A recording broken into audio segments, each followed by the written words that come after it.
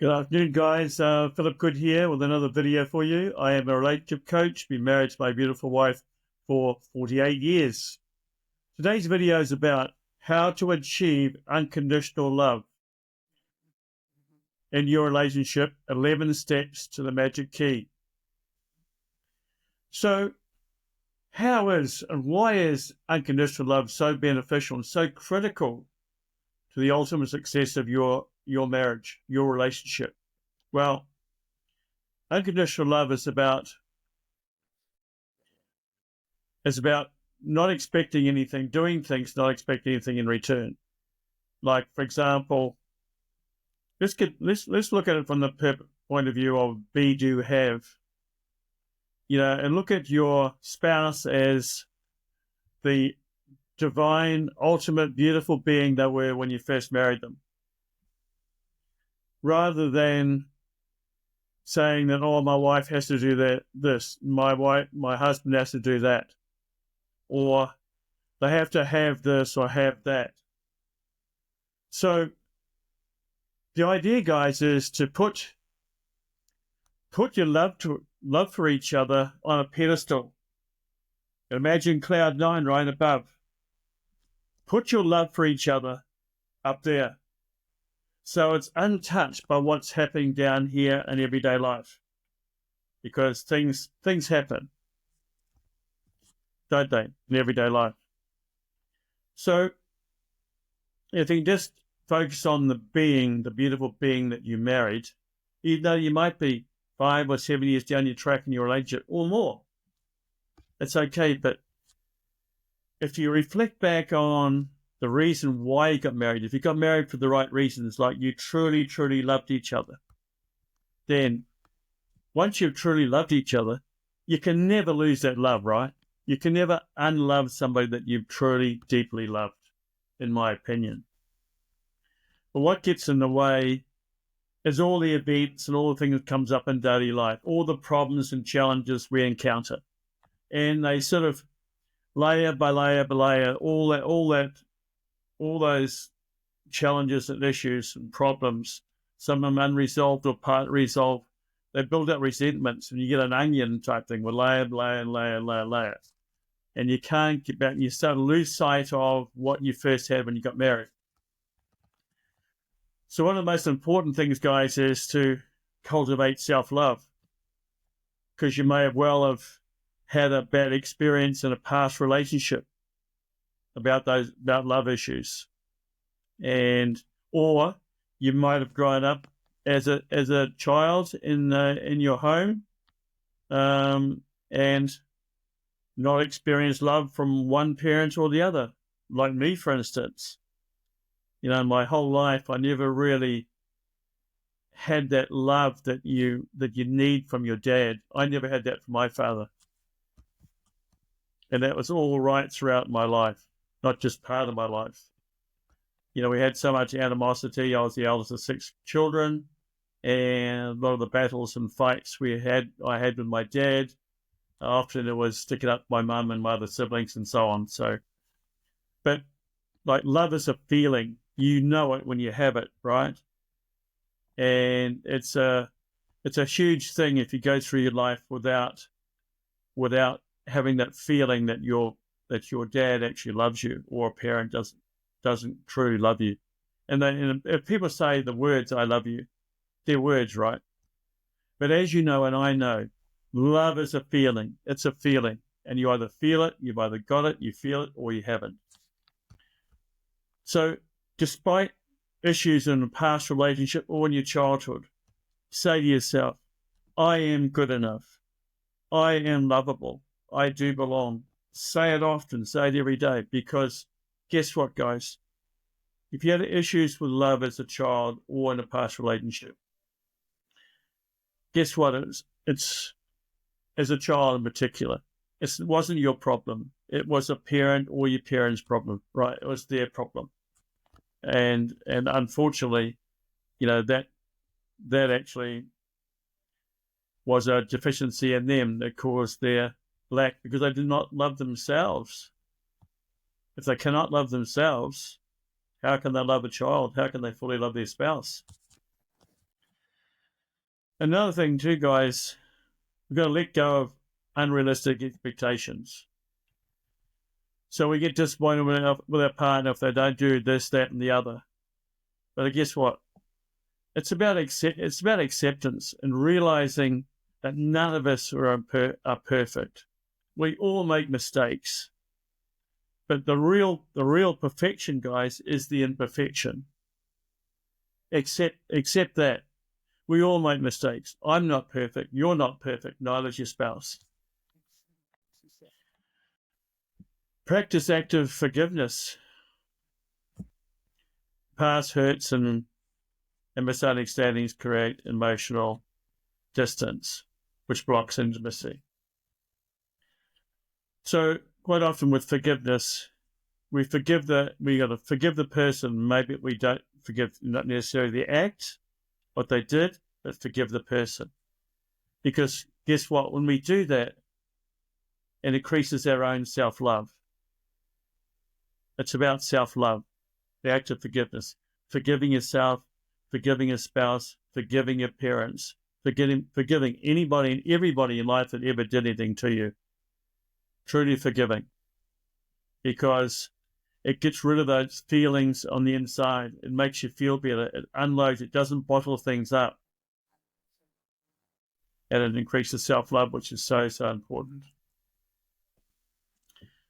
And communication, I go on and on about communication without judgment, but it's so, so important. You want to feel free in your relationship to be able to communicate without the fear of your partner judging you, putting you down, ridiculing you, or not even listening to you fully. You got to listen to each other with care and empathy, and communicate the way that you want to be communicated to. Guess what? The way you communicate with your partner or with anybody in that respect is how you communicate with yourself. Your own self-talk is how you communicate with your spouse, your children, other people. Very important thing to remember. And like we said before, loving your partner in spite of their imperfections. It's about understanding and acceptance, caring and sharing, and really, really empathizing and having compassion for your partner and your children and anybody else in your life for that matter. So, prioritizing emotional connection over winning arguments. Okay, we all think that our opinion in an argument is right? In fact, both spouses are right. Because guess what? We both live in different realities. We live in our own realities, separate to our partners. So, of course, our childhoods were different. Our upbringing was different. We're going to have different ideas, different beliefs, different values. And arising from that are different thoughts, feelings, behaviors, actions, and results. Okay, we're all different. But the thing is, it's not about winning arguments, because if one wins, the other loses, and win-lose does not work in any relationship, guys. It's got to be a win-win. It's either win-win or it's a lose-lose for both. So what's important to do is listen, being attentive, be respectful, listen to each other about whatever the issue is, put your cards on the table, and together work out the best solution without putting the other person down, without blaming, without judging, just accepting a different point of view as an opportunity to learn.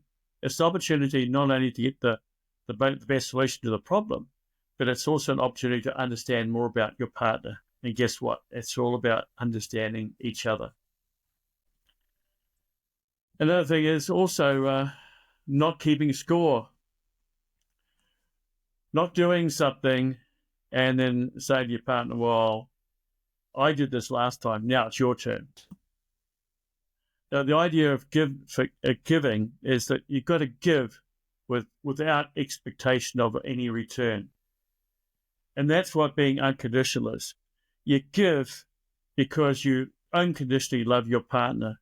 So if it's a chore or something you do, you just gladly go and do it, right?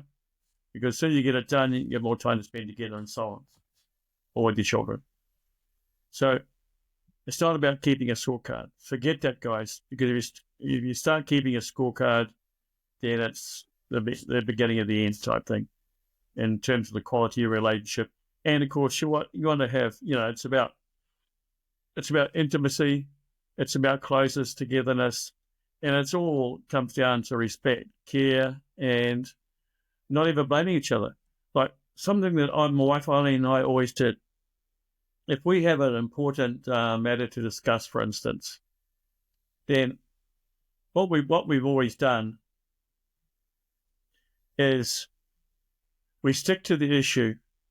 We stick to the issue. Stick to whatever the issue is that we're discussing. Whatever the solution is to that issue, we stick to that. We never, ever have become personal and attacked each other. Because once you make personal accusations to your partner, or you blame, judgment, it's a terrible way to be. It's not the way to be, in our opinion. The best way to do is to, I talked about before the unconditional love thing.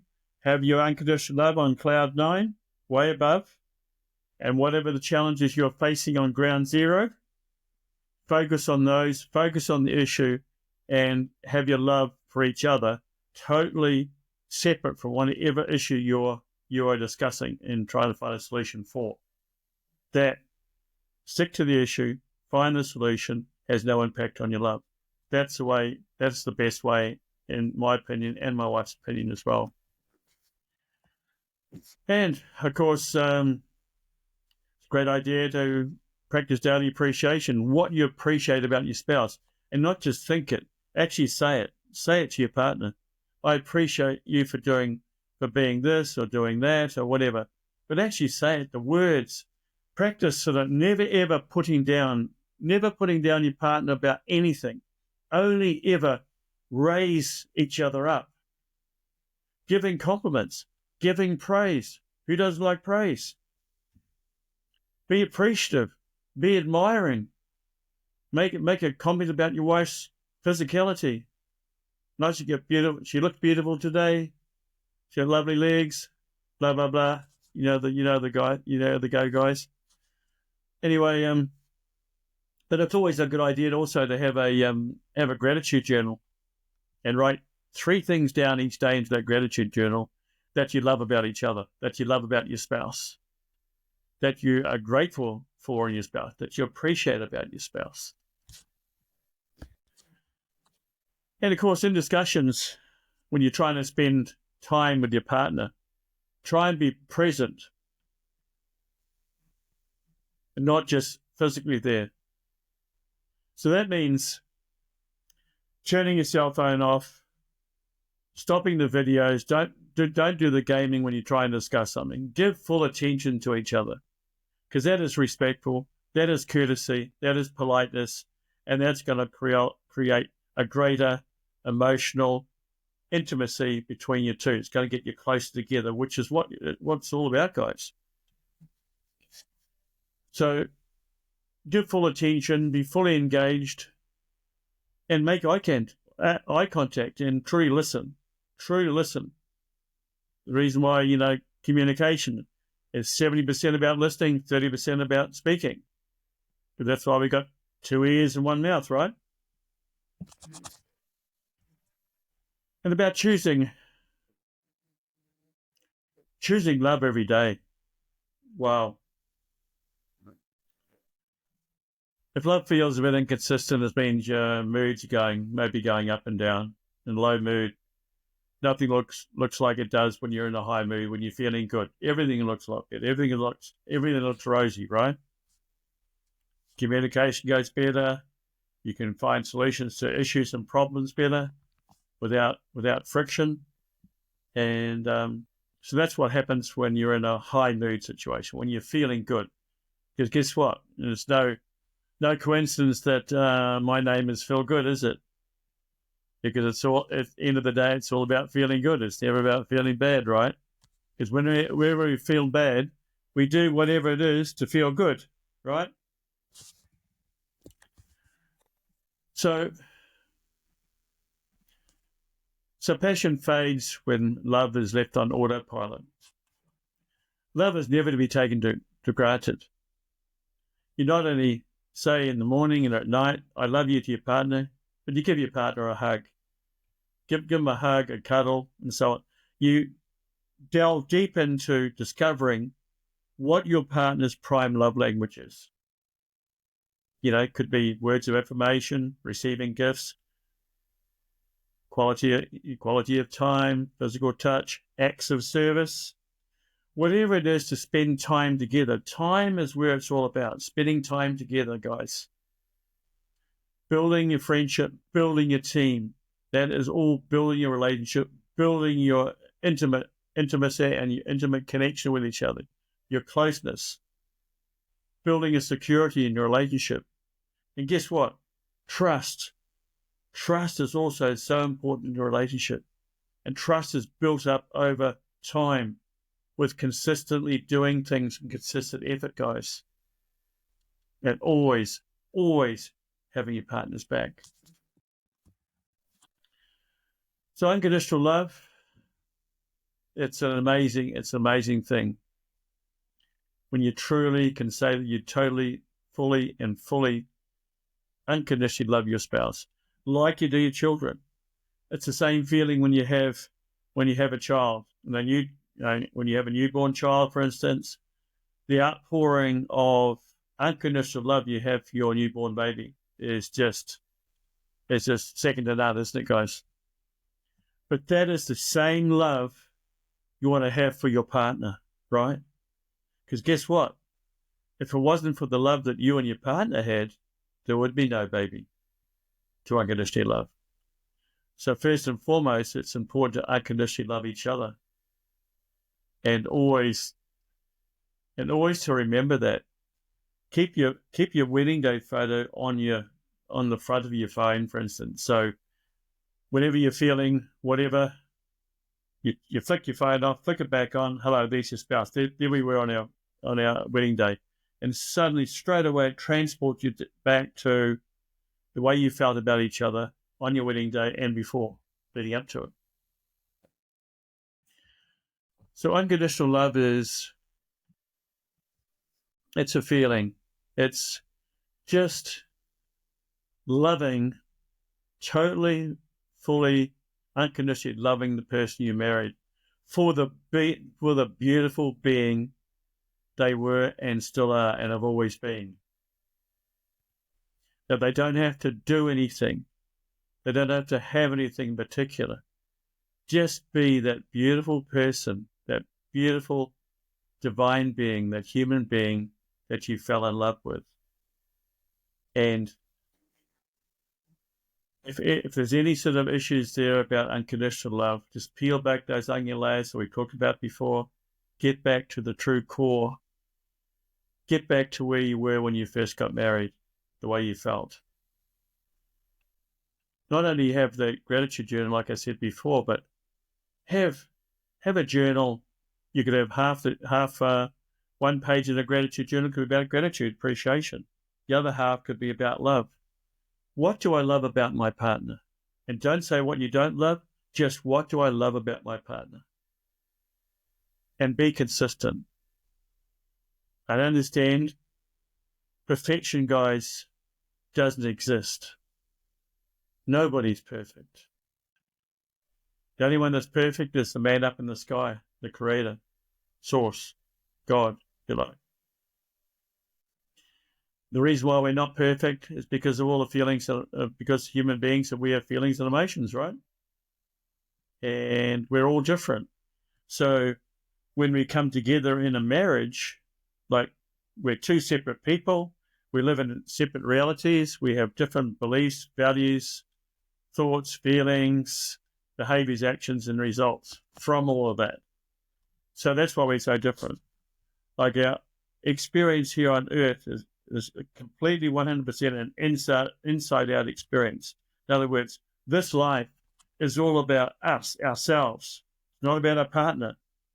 So But when we come together in a relationship, in marriage, then we come together because we want to, because we love the person.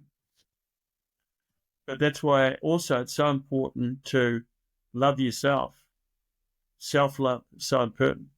Self-love is so important. Self-love, self-worth, your own self-esteem. Because the more you love yourself, the more you can love your partner, and the more you love your children, and so on. If it's hard for you to say the words, I love you, to somebody, then you've got a real problem. You've got a real issue. And a lot of those issues, guys, stems from childhood. How do I know? I know. I've been there. I've lived that. The biggest regret I've ever had in my life is not really feeling that loving connection with my dad. I did with my grandfather, my dad's dad, who lived with us till I was 11. I knew that he loved me. Quite often he wouldn't say the words, I love you, but I just knew. You had that feeling, you had that connection. And sadly, I did not have that with my dad. So for me, that was a huge regret.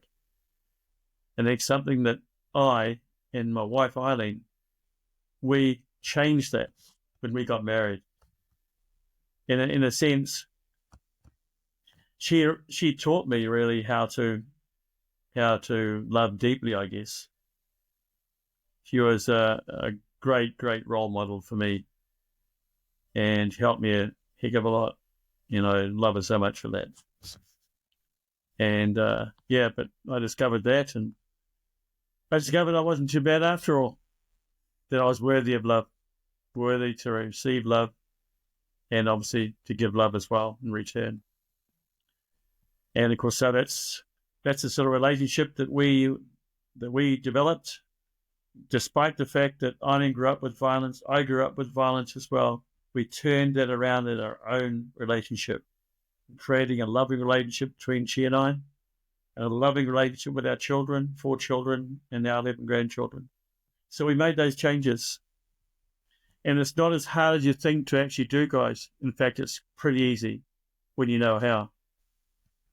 But when you're too close to it, it's hard. It's hard to make those challenges, those changes, because you're so caught up with and the resentments. It's in your head, right, rather than your heart. You're thinking about our last argument, like he did this or she did that or whatever. But it's about letting that go. It's about forgiving all the little things, because it's not worth giving up the intimate connection you have between the two for the sake of being right in an argument or a discussion. Let it go. Learn. Communication and conversation is about learning from each other. Learn through doing. Learn through listening attentively, because that's when you understand more about your partner's world, who they are, and why they are the way they are. And do that for each other. So important. Okay, guys, hope you've got something out of all this. Love you guys heaps. Have a lovely day. And bye for now. Bye.